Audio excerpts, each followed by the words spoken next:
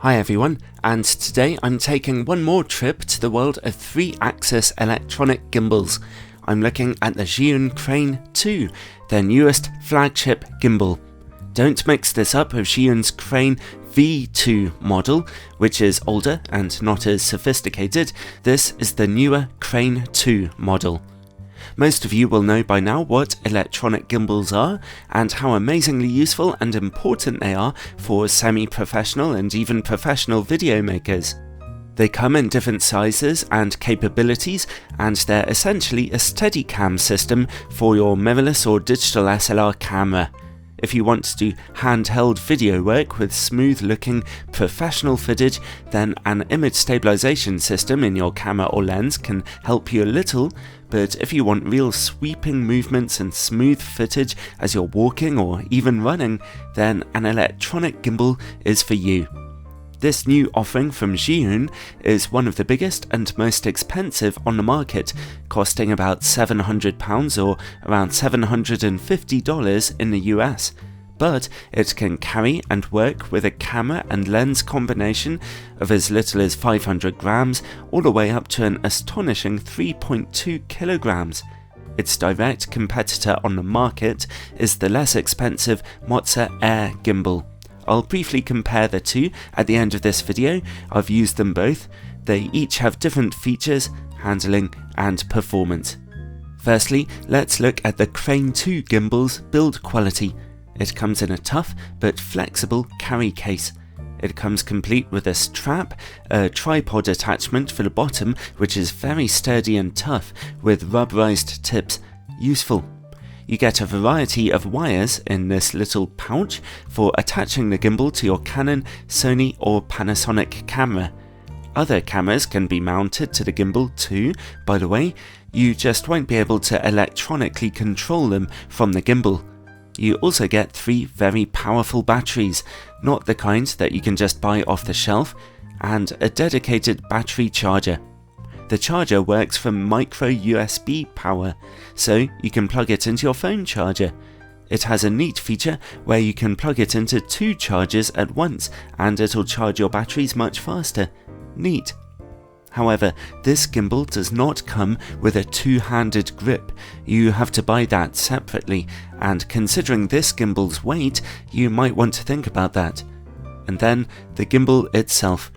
This thing is big and heavy, weighing 1¼ kilograms, nearly 3 pounds.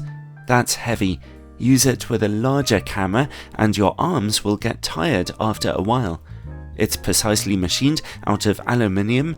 Its fit and finish is excellent. It feels solid and well made. You attach the camera to it using a plate that's compatible with Manfrotto tripod heads. That's super handy for me, as I happen to have a Manfrotto tripod, so I can change the camera over to my tripod in an instant if I want to. You balance it like normal for an electronic gimbal in the 4 different places. Now there are loads of instruction videos out there on YouTube if you'd like to learn how. It's really quite easy and just takes a couple of minutes. Something I didn't like was that the adjustment points were sometimes really stiff. Getting the balance just right is not exactly a pleasurable experience with the Crane 2 gimbal, but neither is it too difficult.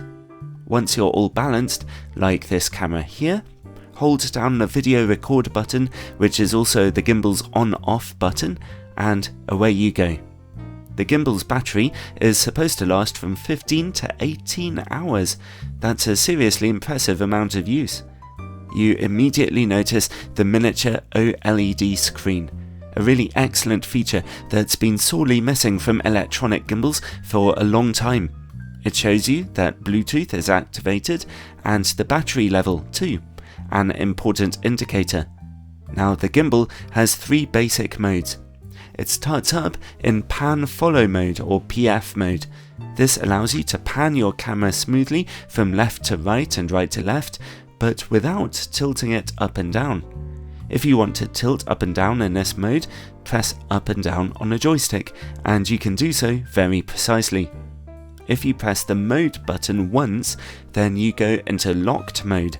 This will lock the gimbal's axes and not allow any tilting or panning at all.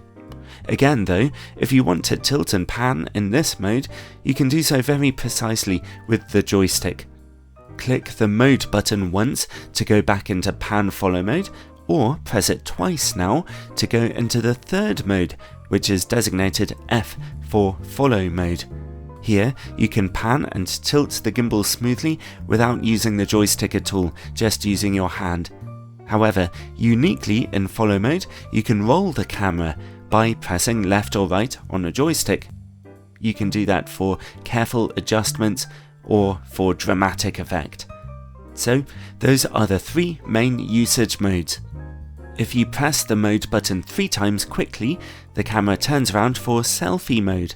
Press it 3 times again to go back to normal. If you hold down the mode button, the motors will go to sleep, but the gimbal will remain turned on.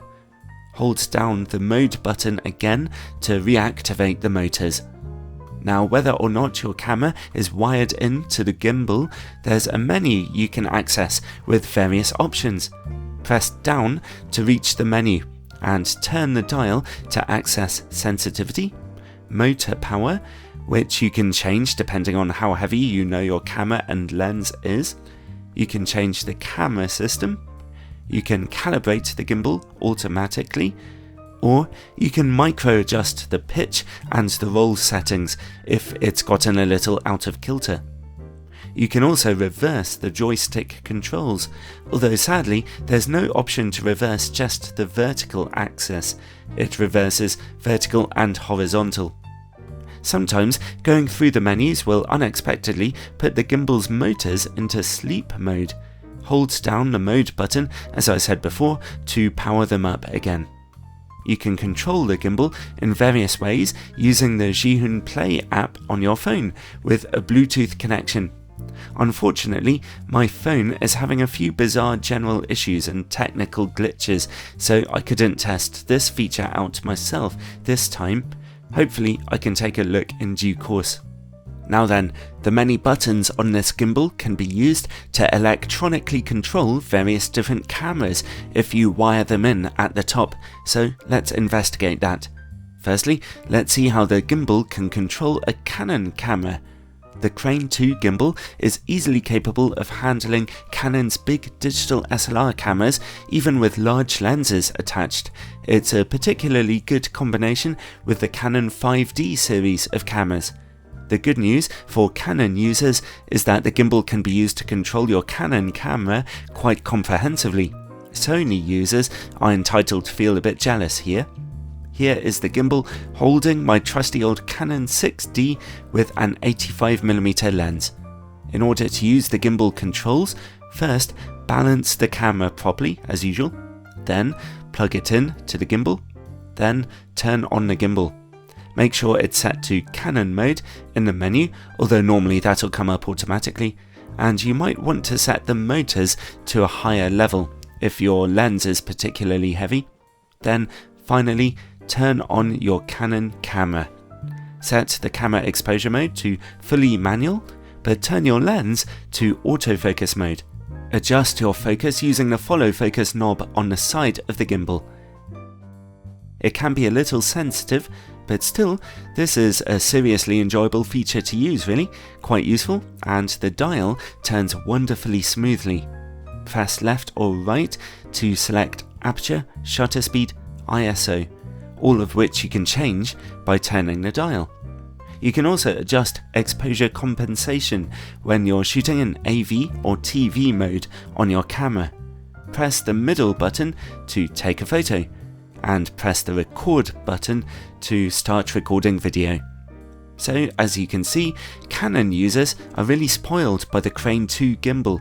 It's just a pity Canon cameras are so weak on video quality at the moment.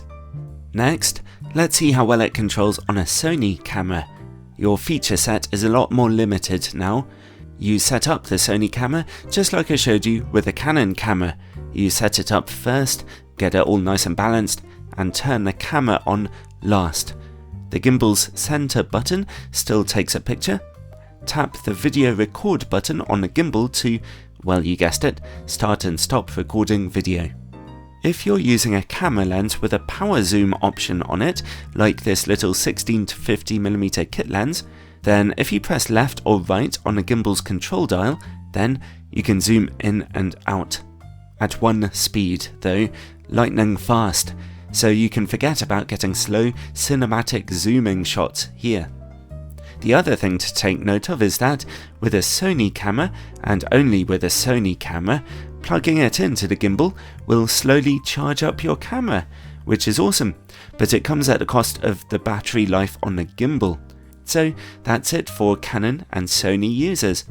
If you're using a Panasonic camera, the gimbal allows you to take a picture and start and stop recording, but I believe that's about it. So, the most important question: how smooth is your footage with this gimbal?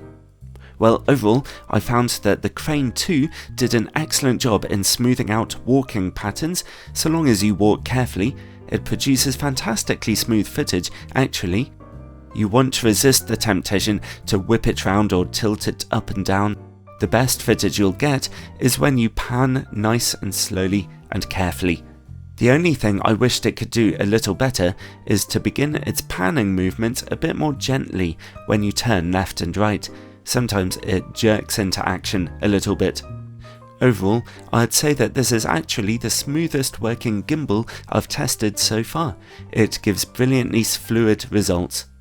Well, before I end this review, I want to compare it a little with one of its main competitors, the Mozza Air gimbal. Right off the bat, the Mozza Air costs a lot less and comes with a two-handed grip as part of the package. With the Crane 2, you have to buy that separately. The Crane 2 is bigger and heavier than the appropriately named Mozza Air, which means it'll wear you out a lot sooner in use. But the Crane 2's build quality is much nicer, I think. The Crane 2 also has lots more controllability, particularly with a Canon camera, and its batteries last a lot longer too. The Mozza Air gimbal has an extra mode where you can do rolling movements by hand. The Crane 2 can also do this, but only if you press the joystick left or right while shooting in follow mode. For me though, I found that a more expensive Crane 2 gimbal produced slightly smoother looking footage, particularly while walking and moving. Its joystick control is a lot more precise too, so I found the Crane 2 to provide a much more fluid shooting experience. I do much prefer using the Crane 2 gimbal. It feels much more refined and solid than the Mozza Air, and I love its little screen, its controllability and its smoothness. But the Mozza Air gimbal is certainly still a good piece of kit in its own right too, as well as being far less expensive. So if you need the best, then go for the Crane 2. Otherwise, you can comfortably save your money and go for the Mozza Air. It's up to you, they're both very impressive, but I really like this Zhiyun Crane 2.